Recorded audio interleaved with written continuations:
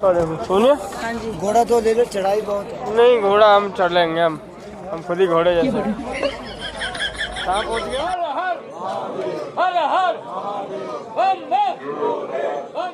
हर हर महादेव, हर हर महादेव। बाबा बर्फानी की जय। नई दिल्ली से हमने बाबा बर्फानी की यात्रा करी है और जम्मू तवी रेलवे स्टेशन पर हम लोग पहुंच गए हैं। ये हम लोग जम्मू तवी रेलवे स्टेशन पर हैं। हमने ऑफलाइन रजिस्ट्रेशन की थी तो हमें काफ़ी दिक्कतें आई थी। ये भगवती नगर है। अगर यदि आप ऑनलाइन रजिस्ट्रेशन करेंगे तो आपको डायरेक्ट भगवती नगर आना होता है जम्मू तवी रेलवे स्टेशन से। ये जम्मू में ही पड़ता है और हम लोग इस वीडियो में वो सारी जानकारी पर बातें करेंगे जो कि आपको, अगर आप यदि बर्फानी बाबा के दर्शन करने जाएंगे तो आपको काफ़ी आसानी होगी इस वीडियो को देखने से।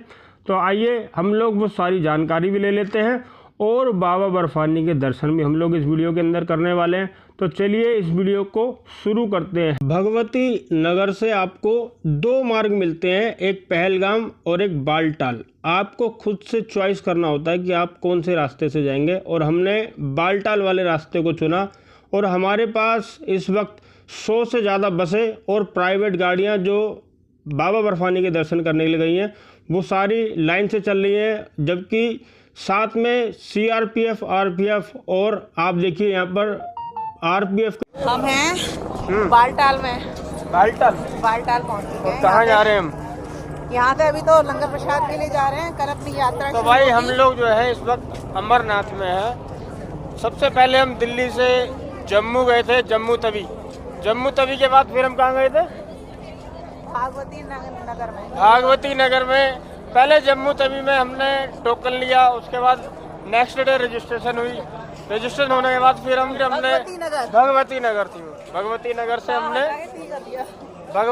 से हमने फिर अपने टिकट करा के और हम इस टाइम आ गए कहाँ पे? बालटाल में। भाई अब बालटाल से हमारी सुबह भाई जम्मू तवी से ले तक बाबा बर्फानी तक आपको लंगर ही लंगर मिलते हैं। अगर आप चाहें तो लंगर खा सकते हैं और अगर आपका मन कुछ जैसे खरीद के खाने का है तो खा सकते हैं। बाकी ये रास्ता धीरे धीरे सीधे पहाड़ की ओर जा रहा है और हम लोग भी देखते हैं यहाँ पर हमारे कुछ खाने को क्या मिलने वाला है। बाकी यहाँ पर लंगर में आपको सारी चीज़ें खाने को मिलती है।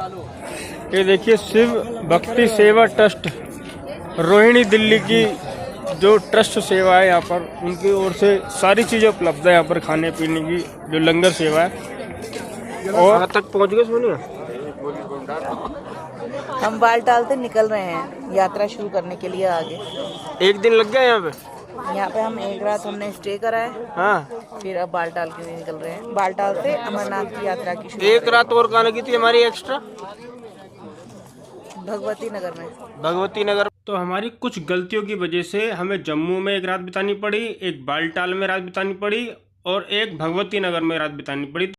ये है बालटाल का लास्ट चेक पोस्ट और यहाँ देखिए पालकी, कितने सारे पालकी वाले भी हैं जो पालकी के लिए चेक पोस्ट पे खड़े हुए हैं। इसके बाद आगे 2-2.5 किलोमीटर पे एक और चेक पोस्ट आएगा। उसके बाद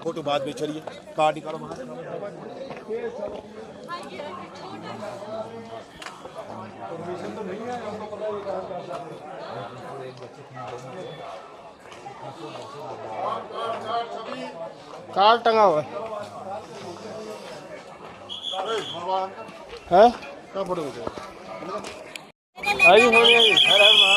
हर महादेव। चलो जी, फोटो बाद में आगे फोटो बढ़िया। एक्सपीरियंस ये हमने बालटाल की चढ़ाई से नीचे जहाँ चेकिंग होती है वहाँ से हम नीचे उतर चुके हैं। हाँ, अब अमरनाथ की चढ़ाई शुरू होगी। अब यहाँ से अमरनाथ की चढ़ाई स्टार्ट हुई है। हल्की हल्की ठंड शुरू हो चुकी है। देखो डंडा भी ले रखा हमने। ये आ रही है भाई बड़ी, ये देखो कितनी पालकियाँ आ रही है, सारी लाइन से हैं। पालकी में बैठना है। ऊपर देखो, ऊपर झरना है, झरने में ग्लेशियर बन जाते हैं। ये पानी ठंड से जम जाता है और नीचे से बह रहा है। अच्छा ये बात है, इन्होंने एक चीज़ अच्छी कर रखी है, खच्चर वालों के लिए उधर से रास्ता दिया हुआ है ना, और चलने वालों को इधर से। ये तो भाई खच्चर वाले बड़ी गंदगी कर देते हैं। कुछ साल पहले ये कई बार तो फिसल बनाया है। हाँ ये बना है। प्राचीन रास्ता। हर हर हर हर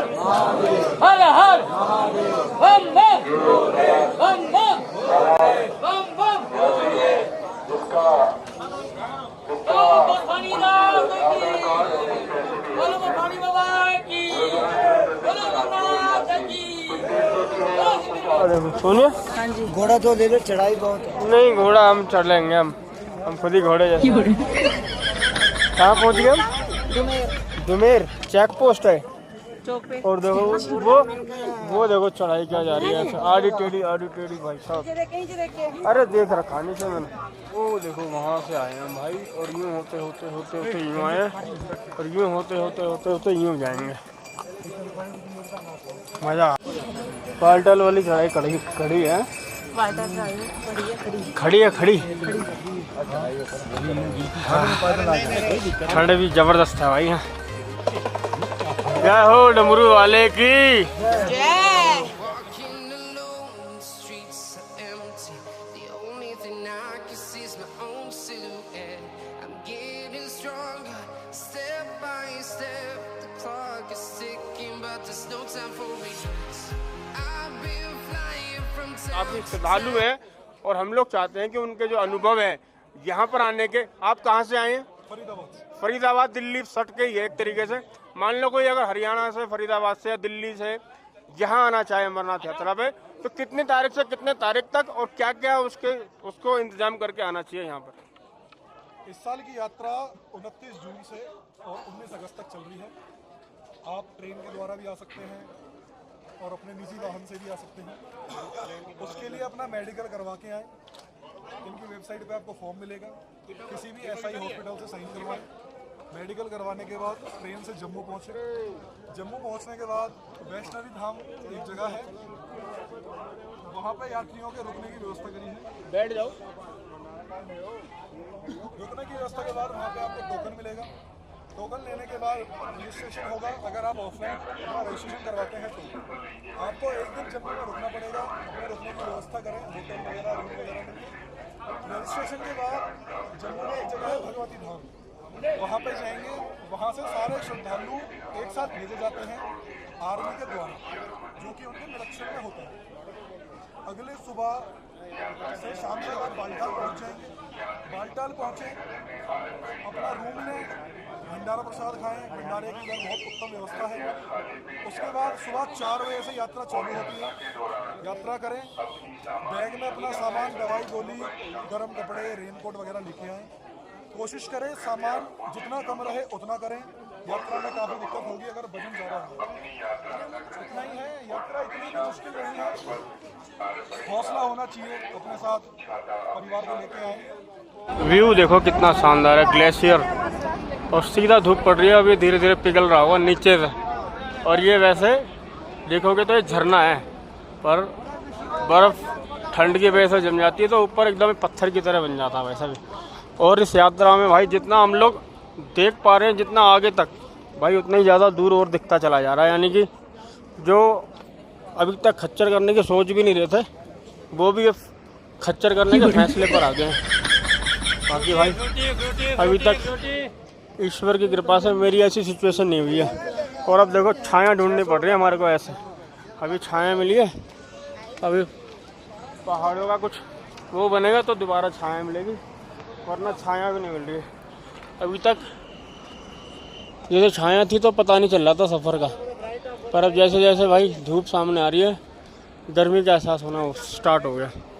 तो यहाँ पर बिल्कुल भी अंदाज़ा नहीं लगाया जा सकता कि यहाँ पर गर्म कपड़े लाने तो ज़रूरी है, पर कई बार गर्म कपड़े होते हुए भी बहुत गर्मी बर्दाश्त करनी पड़ती है अमरनाथ में। बाकी ये अमरनाथ का टूर जो है ना, अगर आप सोचते हैं 1 या 2 दिन में पूरा हो जाएगा, ऐसा नहीं है। ये टूर आप कितना भी कम से कम कितना भी समय बचाओगे, 6-7 दिन 5-6 दिन तो लगते हैं, क्योंकि जो कानूनी प्रक्रिया है ना बहुत ज़्यादा है। टोकन वोकन लेना और फिर रजिस्ट्रेशन कराना, जगह जगह पे चेकिंग करवाना। आप जानते हो जम्मू कश्मीर का मामला है, तो भाई यहाँ पर क्या है ना, थोड़ा अलर्ट रहते हैं CRPF वाले। और जहाँ तक जान पा रहे हम 65,000 जो है CRPF वाले जो श्रद्धालु हैं उनकी सेवा में लगे हुए हैं, तो ये बहुत बड़ी बात है। भाई सूरज की रोशनी सीधा सर पे आ रही है, और देखो आप कितनी खड़ी चढ़ाई है। अगर आप बालटाल वाले रास्ते से आओगे तो कितनी खड़ी चढ़ाई है, सबसे खतरनाक चढ़ाई है। आप देखो एक कदम रखने में एक दूसरा स्लिप हो रहा है पैर। बाकी भाई देखो कृपा बाबा की है, रुकने वाले हम हैं नहीं, सांस लेंगे बीच बीच में जहाँ भी हमें मिलेगा छाँव। बाकी ये है कि सूरज बिल्कुल चांद पे है और पसीना निकल ले दबा के। सारे कपड़े उतार दिए, सारे गर्म पहन के चढ़ा था स्टार्टिंग में। तो भाई पहाड़ों में कभी भी आते हो ना तो ऐसी जगह पर बिल्कुल नहीं खड़ा होना चाहिए। जैसे देखो सामने वो सब 5, 7, 10 लोग खड़े हैं और ये बिल्कुल लैंडस्लाइड वाली जगह है। अब ये अगर मान लो जरा भी लैंडस्लाइड का कुछ भी दिक्कत हुआ तो ये 8-10 जने हैं, मैंने इनको काफ़ी बार बोला है कि भाई यहाँ से हट जाओ, ये ख़तरनाक जगह है। अब हम क्या ही सकते हैं, मैंने RPF वालों को बोला है भी अगर वो इनको हटा देते हैं तो। बाकी लैंडस्लाइड का पूरा हुआ है, देखो लैंडस्लाइड क्या साथ साथ यहाँ पर क्या झरना भी बनता है ना, तो इसलिए ये जगह ऐसी बनी हुई है। और जम्मू से देखो भाई कितनी सारी छोटी छोटी नदियाँ बहती हैं। ये सारी की सारी नदी किसी बड़ी नदी पे मिलती जाके और उन बड़ी नदियों से सारा का सारा पानी समुद्र में जाता है। भारत के अंदर जो भी बड़ी बड़ी नदियाँ हैं उनका सारा पानी धीरे धीरे समुद्र पर जाता है। सोनिया हटो, देखो पीछे।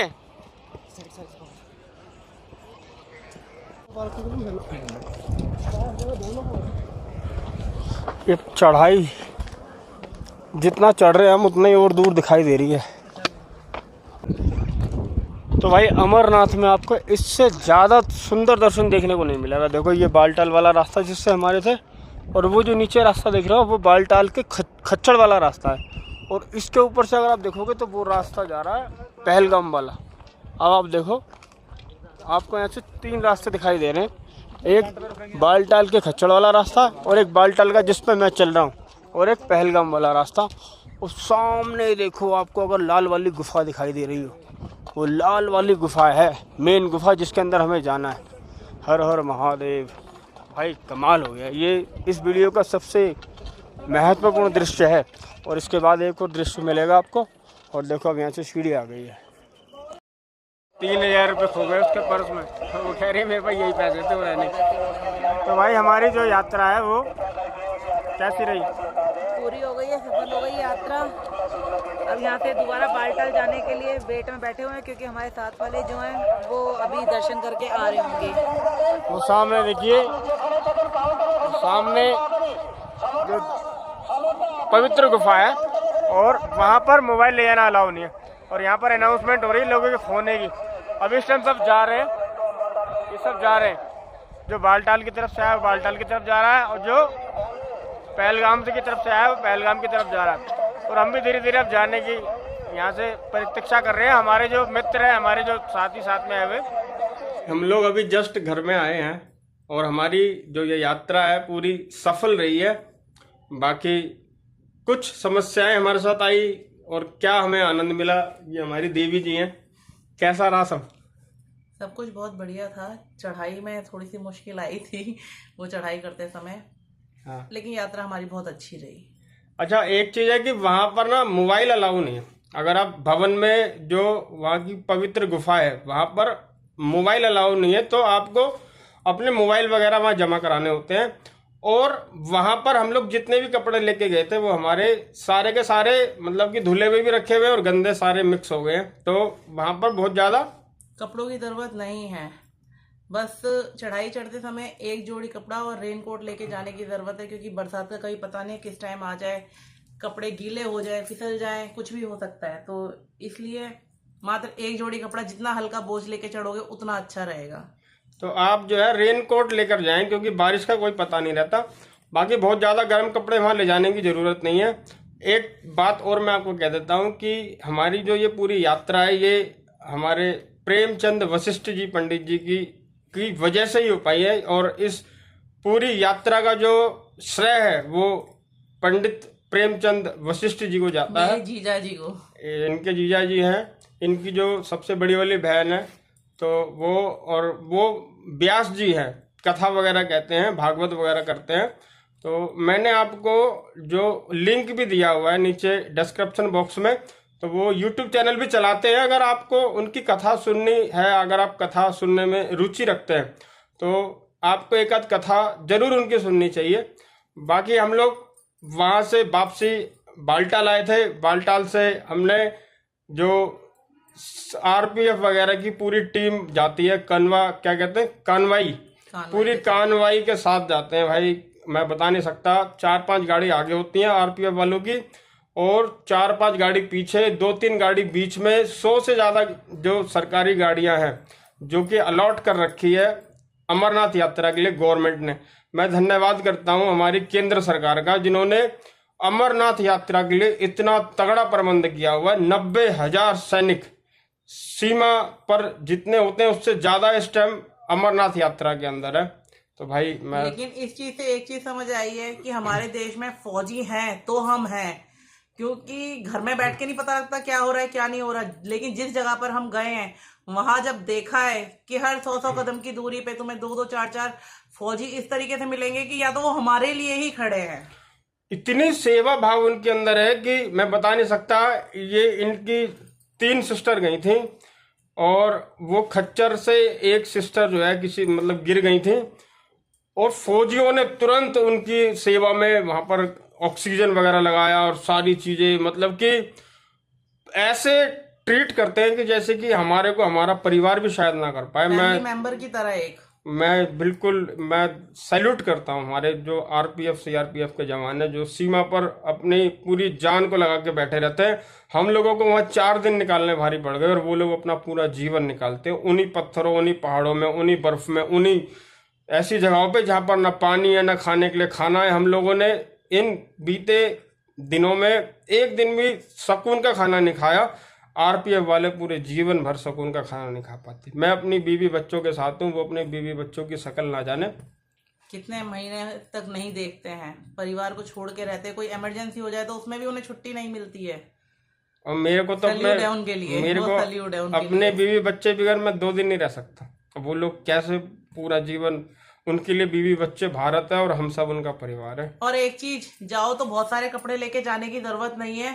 ये देखो अब मेरे लिए कितने सारे कपड़े हो गए। मैं ढेर दिखाता हूँ। हम लोग 2 बैग भर के ले गए थे भाई सब, दोनों के दोनों बैग में सारे साफ ही कपड़े हैं वैसे ज्यादातर। तो ये देखो, ये ढेरी आधी है और आधी धुल गई है, आधी धुल गई है और आधी ढेरी ये है।